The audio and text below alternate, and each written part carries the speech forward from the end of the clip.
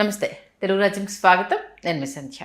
ఏపీలో మొన్న మధ్య ఒక పోస్టుకు సంబంధించి ఎంత పెద్ద చర్చ జరిగిందో మనందరికీ తెలిసిందే. ఆ తర్వాత అనూహ్యంగా చాలా స్తబ్దుగా, చాలా కామ్గా ఆ అంశానికి సంబంధించి మరుగున పడిపోయింది.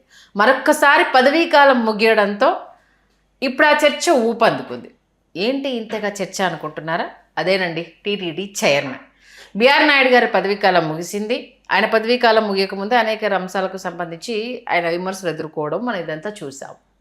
ఇప్పుడు ఎవరు ఆ రేసులో ఉన్నారు, మాకు కావాలంటూ ఎవరెవరు అర్జీలు పెట్టుకున్నారు, మరి అధిష్టానం ఎవరి వైపు మొగ్గు చెప్పబోతోంది, మరి టీటీడీ చైర్మన్ పదవికి సంబంధించి ఎందుకు ఇంత ఆసక్తి ఇంతమంది చూపిస్తున్నారు తెలుసుకునే ప్రయత్నం చేద్దాం. చరిత్రకారులు, సినీ రాజకీయ విశ్లేషకులు చిలాగట్టి శ్రీకాంత్ గారు మనతో ఉన్నారు. ఆయన మాటల్లో. శ్రీకాంత్ గారు నమస్తే. నమస్కారం సంధ్య గారు. ఈయన మరొక మారు టీటీడీ చైర్మన్ చర్చ తెర మీదకి వచ్చింది. ఏం జరుగుతోంది? పదవీ కాలం ముగిసినప్పటికీ కొత్త బోర్డు అంటే పాలక మండలి వాళ్ళు సరికొత్త పాలక మండలి నియమించేంత వరకు ప్రస్తుతం ఉన్నటువంటి పాలక మండలి వాళ్ళు యాక్టివిటీస్లో పాల్గొంటారు, కొనసాగుతూ ఉంటారు వాస్తవానికి. లేకపోతే గతంలో ఏంటంటే పదవీకాలం ముగిసిన వెంటనే వాళ్ళు ఏంటంటే మా పాలక మండలి ముగిసిందని చెప్పి ఈఓకి జేఈఓకి అప్పచెప్తారనమాట పాలనా వ్యవహారం, తిరిగి పాలక మండలిని నియమించేంతవరకు. ఇప్పుడు ఇక్కడ ఏంటంటే ఇప్పుడు చంద్రబాబు నాయుడు గారి ముందున్న అతిపెద్ద సవాల్ ఏంటంటే టీటీడీ బోర్డు. దీనిని మంత్రి పదవి ఇవ్వకపోతే నాగబాబు గారికి కట్టబెట్టమని పవన్ కళ్యాణ్ గారు లోగడ చంద్రబాబు నాయుడు గారిని కోరిన మాట వాస్తవం. కాబట్టి నాగబాబు గారిని టీటీడీ చైర్మన్గా మనం సమీప భవిష్యత్తులో చూడొచ్చా అన్నది ఇప్పుడు జనసేన ముందున్నటువంటి ఒక అంశం అనమాట. ఓకే. అట్లాగే మీకేంటంటే తెలుగుదేశంలో చంద్రబాబు నాయుడు గారి సొంత సామాజిక వర్గానికి చెందిన దేవినేని ఉమామహేశ్వరరావు గారు మొన్న శాసనమండలి సభ్యుడిగా క్షమించాలి మన రాజ్యసభ రేసులో దేవినేని ఉమామహేశ్వరరావు గారు అట్లాగే గల్లా జయదేవ్ గారు వాళ్ళు రాజ్యసభ రేసులో చివరి నిమిషం వరకు వాళ్ళు విరోచితంగా పోరాడారు. అయితే వాళ్ళకి అవకాశం దక్కకపోవడంతో వాళ్ళు గల్లా జయదేవ్ గారు ఉమ్మడి చిత్తూరు జిల్లాకి చెందినటువంటి వ్యక్తి కాబట్టి, అట్లాగే దేవినేని ఉమామహేశ్వరరావు గారు వారు అసలు పోటీలోనే మైలవరం నుంచి మొన్న పోటీ చేయలేకపోయారు కాబట్టి వాళ్ళు కూడా సొంత సామాజిక వర్గానికి మరొక మారు కేటాయించాలని ఆశిస్తున్న మాట వాస్తవం. అలాగే యాదవ సామాజిక వర్గం నుంచి గతంలో టీటీడీ చైర్మన్గా చేసినటువంటి పుట్టా సుధాకర్ యాదవ్ గారు వెనుకబడిన తరగతులకు మరొక మారు అవకాశం ఇచ్చినట్లు ఉంటుంది కాబట్టి ఇవ్వమని వారు కోరుతున్నారు. అలాగే యాదవ సామాజిక వర్గం నుంచి తెలుగుదేశం పార్టీ రాష్ట్ర అధ్యక్షులైన పల్లా శ్రీనివాసరావు గారి పేరు కూడా పరిశీలనలో ఉంది. ఎందుకంటే వారిని రాష్ట్ర మంత్రిమండలిలో తీసుకోకపోతే వారు ఒక సమున్నతమైనటువంటి పదవిని ఆశిస్తూ రాష్ట్ర అధ్యక్షుడిగా మరొకరిని నియమించవచ్చునని చెప్పి వారు అధిష్టానం వద్ద వారి పేరు కూడా పరిశీలనలోకి వచ్చినట్టు మనకు విశ్వసనీయ వర్గాల ద్వారా మనకు అందినటువంటి సమాచారం. కాపు సామాజిక వర్గం నుంచి నాగబాబు గారితో పాటు, జనసేన నుండి నాగబాబు గారితో పాటు తెలుగుదేశంలో కిమిడి కళా వెంకటరావు గారి పేరు మరొక మారు తెర మీదకి వచ్చింది.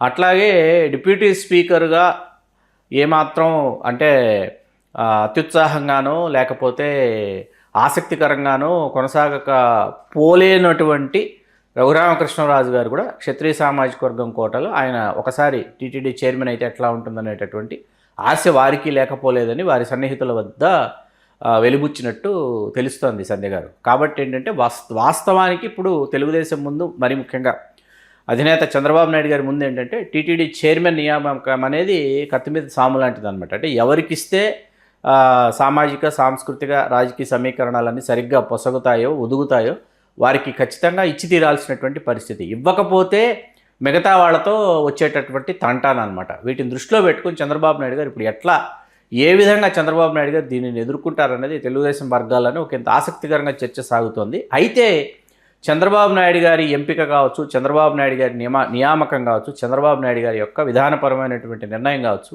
చంద్రబాబు నాయుడు గారి యొక్క మనోగతం ఏదైనా అయి ఉండొచ్చు, కానీ చైర్మన్ మొదలుకొని పాలక మండలిలో ఖచ్చితంగా నారా లోకేష్ గారి ముద్ర ఈసారి స్పష్టంగా ఉండబోతోంది, అందులో సందేహం లేదు.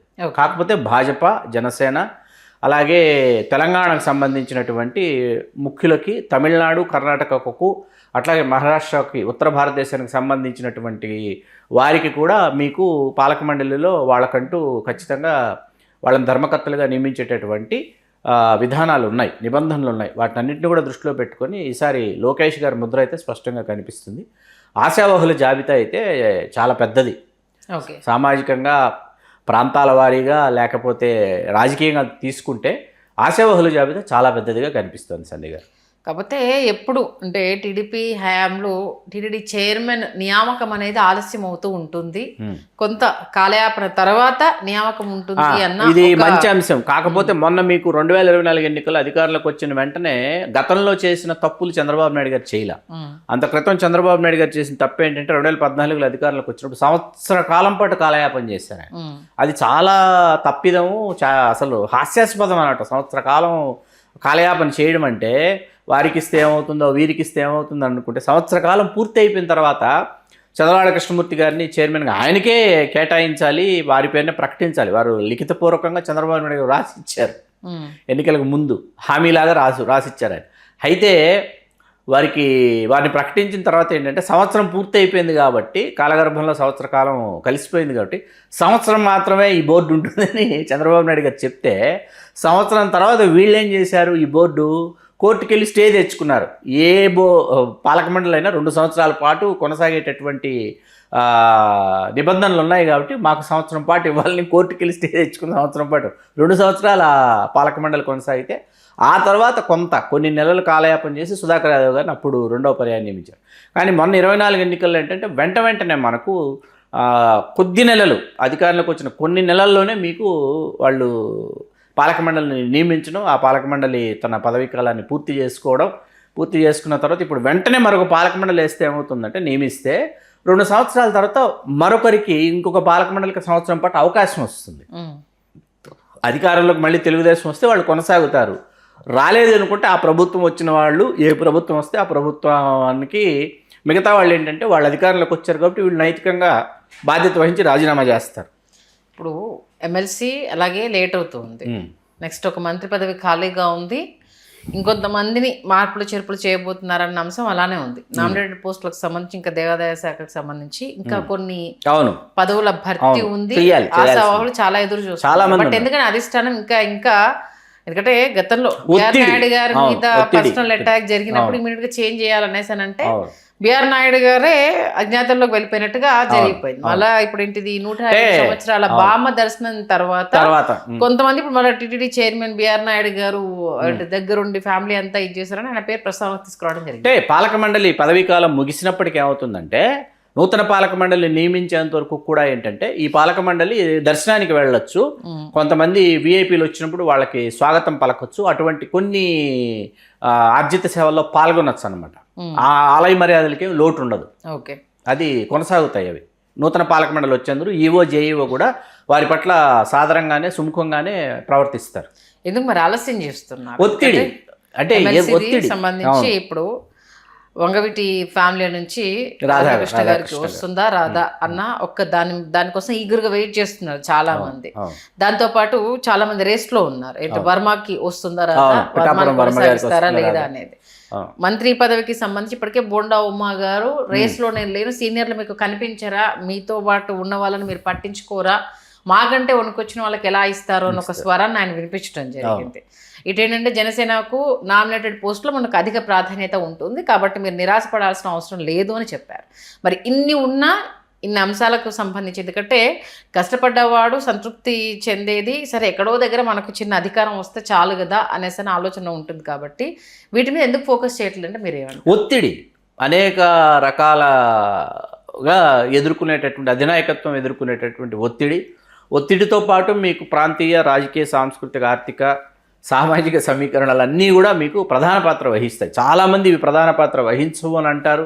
తర్వాత మనం చేసినటువంటి విశ్లేషణల్లో చాలామంది వాళ్ళు కామెంట్ల రూపంలో ఏమని తెలియజేస్తుంటారంటే, కులపరంగాను కుల ప్రాతిపదికంగా మాత్రమే మీరు మాట్లాడతారంటే, రాజకీయాల్లోకి ఒక్కసారి వచ్చిన తర్వాత, రాజకీయాల్లోకి మీరు దూకిన తర్వాత అక్కడ ఈ ప్రాతిపదికలు అనేవి ఖచ్చితంగా ఉంటాయి, చూస్తారు. అదే దృష్టికోణంలోనే అక్కడ మిగతా వ్యవహారాలన్నీ సాగుతాయన్నది అందులోకి వెళ్ళినటువంటి వాళ్ళకు మాత్రమే అర్థమవుతుంది.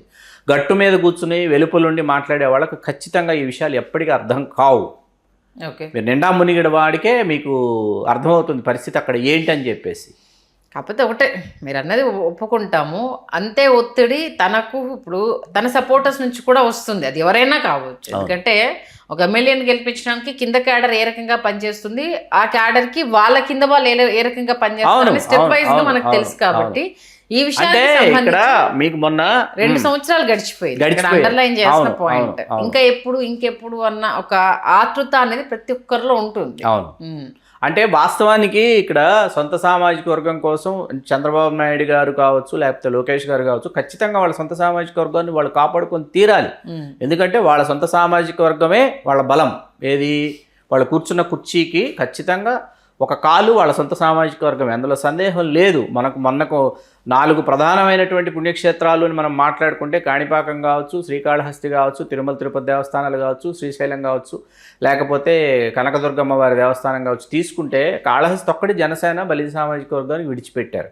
విడిచిపెట్టిన తర్వాత శ్రీకాళహస్తి విడిచిపెడితే తిరుపతి మనకి కమ్మ సామాజిక వర్గం నుంచి బిఆర్ నాయుడు గారిని తీసుకున్నారు. శ్రీశైలంకి వచ్చేటప్పటికి కమ్మ సామాజిక వర్గానికి అవకాశం ఇచ్చారు. అట్లాగే మనకి కాణిపాకం వచ్చేటప్పటికి కమ్మ సామాజిక వర్గానికి అవకాశం ఇచ్చారు. విజయవాడ ఇంద్రకీలాద్రి కనకదుర్గమ్మ వారి దేవస్థానానికి కమ్మ సామాజిక వర్గానికి కేటాయించుకున్న తర్వాత ఇప్పుడు మొత్తం ఈ పాలక మండళ్ళ సమయము పూర్తయింది, పదవీ కాలం ముగిసిన తర్వాత ఇప్పుడు ఏ విధంగా సామాజిక సమీకరణలు చేస్తారు, అట్లాగే జనసేనకి ఏ విధంగా విడిచిపెడతారన్నది కూడా సామాజిక రాజకీయ విశ్లేషకులు చాలా ఆసక్తిగా ఎదురు చూస్తున్నారు. ఎందుకంటే కలిసి పోటీ చేశారు కాబట్టి చేశారుగా, ఆసక్తి అనేది ఎక్కువగా ఉంటుంది. ఖచ్చితంగా చాలా ఎక్కువ ఉంటుంది. సరే చూద్దాం, మీరు చెప్పింది ఆల్మోస్ట్ ఏంటంటే కూటమి వరకు మీ వీడియోస్ రీచ్ అవుతున్నాయి కాబట్టి ప్రతి అంశాన్ని వాళ్ళు పరిశీలిస్తున్నారు కాబట్టి ఎంతవరకు ఈ అంశాలకు సంబంధించి పరిగణలోకి తీసుకుంటారు. గతంలో బిఆర్ నాయుడు గారు చైర్మన్ మొట్టమొదట మనమే చెప్పాము బిఆర్ నాయుడు గారు రేస్ లో ఉన్నారు, ఆయన తర్వాత ఈయన ఉన్నారు, ఈయన కాకపోతే ఈయన అనేసి ఫస్ట్ విశ్లేషణ మనమే చేశాడు. కాబట్టి ఈసారి మరి కాపు సామాజిక వర్గం నుంచి తెలుగుదేశం నుంచి కిమిడి కళా వెంకటరావు గారు, జనసేన నుంచి కొణిదెల నాగబాబు గారు, కమ్మ సామాజిక వర్గం నుంచి గల్లా జయదేవ్ గారు, దేవినేని ఉమామహేశ్వరరావు గారు, యాదవ్ సామాజిక వర్గం నుంచి పల్లా శ్రీనివాసరావు గారు, పుట్టా సుధాకర్ యాదవ్ గారు, క్షత్రియ సామాజిక వర్గం నుంచి కె రఘురామకృష్ణరాజు గారు, వీళ్ళు ఆశావహుల జాబితాలో ప్రస్తుతం మనకు అందిన విశ్వసనీయ సమాచారం ప్రకారం వీళ్ళు తితిదే చైర్మన్ ఆశిస్తున్నారు. చూద్దాం మరి వీళ్ళే ఉంటారా, ఇక కొత్తగా ఎవరైనా తెర మీదకి వస్తారా అనేది. కృష్ణంరాజు గారు అయితే ఈగర్లీ వెయిట్ చేస్తున్నారని వింటున్నాము. రఘురామకృష్ణరాజు అంటే ఇక్కడ నా ప్రశ్న ఎప్పుడు ఏంటంటే, కొన్ని దశాబ్దాలుగా నేను పాలకులకు వేసేటటువంటి ప్రశ్న ఏదైతే, మీరు పారదర్శకత ఉంటే మీరు దేవస్థానాల చైర్మన్లుగా మీరు దళితుడికి ఏ రోజైతే అవకాశం ఇస్తారో ఆ రోజు ఈ దేశం సస్యశ్యామలం అవుతుంది. దళితుడిని మీరు దేవాలయాలకు దూరం చేసినంత కాలం ఈ రాజకీయాలు రావణ కాష్టంలో రగులుకుంటూనే ఉంటాయి. వాస్తవం ఇది. చూద్దాం ఎంతవరకు ఆలోచన చేస్తారు. మంచి విశ్లేషణ అందించారు. ధన్యవాదాలు సంధ్య గారు. హలో, తెలుగు రాజ్యం ఛానల్ చూస్తున్నారా? సామాజిక రాజకీయ జీవన చిత్రణే తెలుగు రాజ్యం. అతిశయోక్తులు అసత్యాలు ఉండవు. రాజకీయ కోణం కాదు, ప్రజా కోణమే కొలబద్ద. తెలుగు రాజ్యం వీక్షణ నీ ఉత్తమ అభిరుచికి నిదర్శనం.